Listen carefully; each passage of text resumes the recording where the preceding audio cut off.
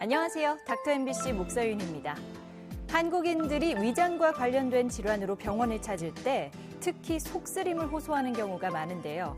이런 속쓰림이 나타내는 질환도 여러 가지라고 합니다. 그래서 오늘 이 시간에는 전주 위담한의원 권수현 원장과 함께 속쓰림에 대해 알아보도록 하겠습니다. 쓰리고 답답하고 때로는 쥐어짜는 위장질환. 같은 속쓰림이라도 다양한 질환이 원인이 된다는데요. 원인에 따라 치료법도 전혀 달라집니다. 구분이 필요한 속쓰림의 원인과 치료 방법에 대해 한의사 권수현 원장과 함께 알아봅니다.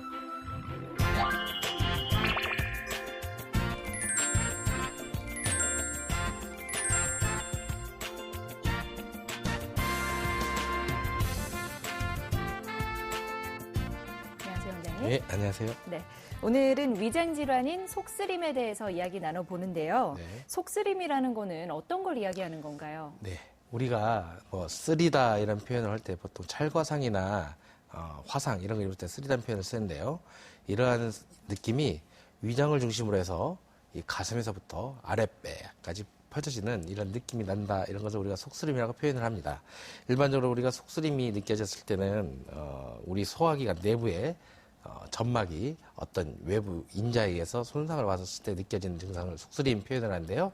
일반적인 흉통, 복통 이런 통증하고는 또 다르다고 볼 수가 있습니다. 이렇게 우리가 속쓰림의 부위나 원인이 다양한데 가장 일반적으로 알고 있는 질환으로는 역류성 식도염, 네. 만성위염, 위궤양, 십이지장궤양 이런 것들을 질병을 앓고 있을 때 속쓰림을 표현을 많이들 하는데요. 네.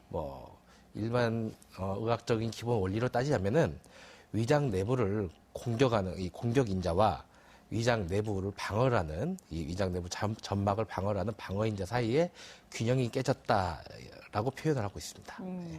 네. 속쓰림이라고 해서 그냥 단순하게 생각하고 넘어갈 수도 있는데 네. 그럴 문제는 아닌 것 같네요. 네. 네. 근데 조금 전에 말씀하신 공격인자와 방어인자의 균형, 이건 네. 어떤 걸 말씀하시는 건가요? 네. 공격인자라는 것은 말 그대로 위의 점막을 공격하는 인자인데요. 일단 우리 몸에 어쩔 수 없이 필수적으로 공격할 수밖에 없는 인자와 우리가 섭생을 통해서 충분히 막을 수 있는 불필요한 인자 이렇게 나눠질 수가 있는데 소화를 함에 있어서 분비가 되는 위산, 소화효소 이런 것은 우리의 소화를 위해서 필요하기 때문에 필요한 공격인자 이런 걸 표현하는데요. 특히나 이 위산은 우리가 소화를 하기에 용이하게 음식물을 변환시키고 그 다음에 바깥에서 들어온 음식에 대해서 첫 번째로 살균 역할을 하고 있습니다. 또 우리 소화효소는 우리가 펩신이라고 하는데 네. 외부에서 들어온 육류 같은 단백질을 첫 번째로 분류하는 이런 역할을 하는데요.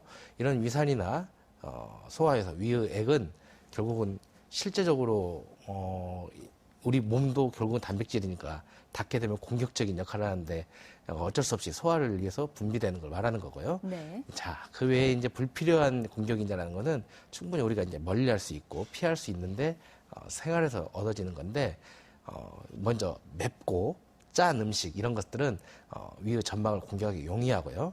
가장 큰 또 피해를 일으키는 건 흡연과 알코올이 있는데요. 네. 물건을 태웠을 때 항상 우리가 타르 같은 것이 발생을 하는데 이 담배 연기가 폐만 들어간다고 생각하는데 결국 식도를 따라서 위를 자극을 하면은 위 내부에 있는 점막을 공격을 해서 위의 점막 손상을 가져오고요. 네. 특히 이 알코올은 이 위장 내부에 있는 이 점막과 같이 상호작용을 일으켜서 점막 파괴의 첫 번째 원인이 됩니다. 우리가 술 먹고 나서 다음날 속이 쓰리다 이런 표현을 하잖아요. 네. 예, 아무래도 이런 알코올의 폐해가 큰 거고요.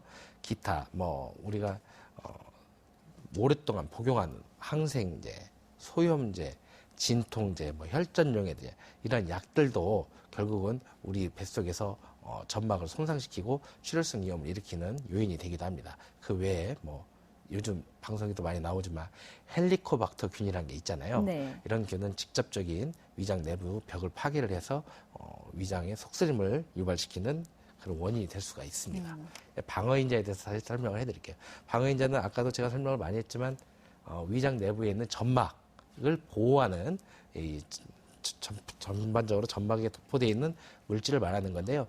이것을 뮤신이라고 말을 하지요. 이 뮤신은 위 외부에 있는 여러 가지 공격 인자에 대해서 방어를 하는 그런 역할을 하지만 이것은 몸의 스트레스라든지 어떤 영양결핍 이런 거에 대해서 이 방어막이 더 얇아지거나 그렇게 해서 속쓰림을 일으키는 이런 원인이 될 수 있다는 걸 꼭 명심을 해야 합니다. 근데 우리가 이 방어인자에 대해서 알아야 할 것은 이것이 위장에만 도포가 돼 있다는 거예요. 예. 그래서 위장 외에 다른 십이지장이나 식도 이런 쪽에 아까 말씀드린 그 공격인자가 닿았을 때 속쓰림 증상이 훨씬 더 심하게 느껴질 수가 있습니다. 네, 이야기를 들어보니까 속쓰림을 유발하는 증상이 참 다양한 것 같은데요. 네네. 뭐 소화 효소나 자극이 너무 많아도 네. 아니면은 보호 물질이 너무 적어도 속쓰림 증상으로 이어질 수 있다는 건데 네. 그러면은 이런 증상들에 따라서 속쓰림이 구분이 되나요? 네, 뭐 속쓰림이 아까 말씀드린 원인과 뭐 여러 가지 부위나 이런 것에 의해서 많이 분류가 됩니다. 네. 하지만 우리가 가장 알기 쉽고 대표적으로 나누는 방법은 공복, 즉 식전에 생기는 속쓰림이냐 아니면 식후에 나는 속쓰림이냐에 따라서 그것이 많이 분류가 되는데요. 네. 공복 때 느껴지는 속쓰림은 위의 공격인자, 아까 말씀드린 공격인자가 너무 세다든지 예. 내지는 방어인자가 너무 약해졌다든지 이렇게 해서 생겨지는 것인데 이거는 가장 큰 특징이 식사를 하게 되면 좀 통증이 좀 덜해진다는 거죠. 네. 일반적인 질병으로는 뭐 위염, 유궤양, 십이지장궤양 이런 것을 가지고 있을 때 이런 공복 때 속쓰림을 많이 표현을 하고요. 식후의 속쓰림은 위장 자체의 속쓰림이라기보다는 위장 안에 위산과 소화에서 결합되어 있는 이런 내용물들이 소화가 충분히 돼가지고 십이장으로 넘어가 버리면 문제가 없는데 소화가 안 되고 위장 내의 기능성 소화불량에 의해서 위장 내에 오래 머물러 있다가 이것이 역류가 돼서 아까 말씀드렸다시피 방어인자가 없는 식도 쪽이나 인후 쪽으로 이렇게 올라가게 되면은 이러한 자극이 가슴이나 위 상복부 쪽에 느껴지는 속쓰림을 느껴질 수가 있는데요. 대표적인 질환이 역류성 식도염이 이에 해당된다고 볼 수가 있습니다. 네. 그러면은 한방에서는 속쓰림을 어떻게 치료하나요? 네, 한방에서는 가급적이면 공격적인 인자를 이렇게 중화시켜주는 방법보다는 방어인자를 좀 더 올려주는 걸 찾는데요.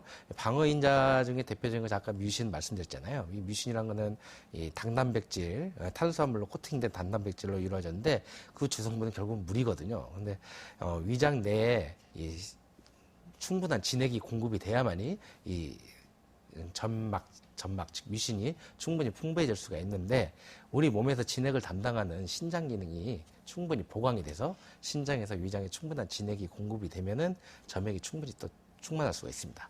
그 외에 우리 몸에다가 혈액을 공급해주는 심장에다가 충분히 심장을 강화를 시켜주면은 심장이 위장 내에 충분한 혈액을 공급을 할 수가 있습니다. 그렇게 되면은 이런 공격 인자에 의해서 손상되어 있는 위장의 점막이 충분히 재생이 될 수가 있어요. 또 한방에서도 제산제 역할을 해주는 것이 있는데 용골, 모료라는 약재가 충분히 중화시켜주는 역할이 있고요. 네. 그다음에 뭐 느릅나무 뿌리라든지 가지들을 이렇게 끓여서 만든 유분피라는 약재도 충분히 위의 염증을 치료하는 굉장히 좋은 효과를 내고 있습니다. 네, 조금 전에 말씀해 주신 치료법은 공복 상태일 때 해당되는 것 같은데요. 네. 그러면은 식후에 속이 쓰릴 때는 어떻게 하는 게 좋나요? 네, 뭐 식후 속쓰림은 아까 말씀드렸다시피 대표적인 질환이 역류성 식도염인데요. 이 역류성 식도염은 위장 내에서 위산과 그 소화효소가 결합되어 있는 내용물이 충분히 소화되지 않는 기능성 소화불량에 의해서 기인한다고 하잖아요. 네. 이 기능성 소화불량은 위장 자체의 운동 기능이 떨어질 때 발생을 많이 해요. 그래서 위장의 그 운동 기능이 떨어져 있는 요인을 제거를 하고 위장의 그 소화 기능, 운동 능력을 살려주는 치료를 해서 위장에 있는 내용물이 쌓여서 역류가 되지 않고 십이장으로 내려가게끔 치료를 하는 것이 그 근본 치료가 될 수가 있습니다. 네, 오늘 이 시간에는 한의사 권수현 원장과 함께 속쓰림에 대해 알아봤습니다. 고맙습니다, 원장님. 네.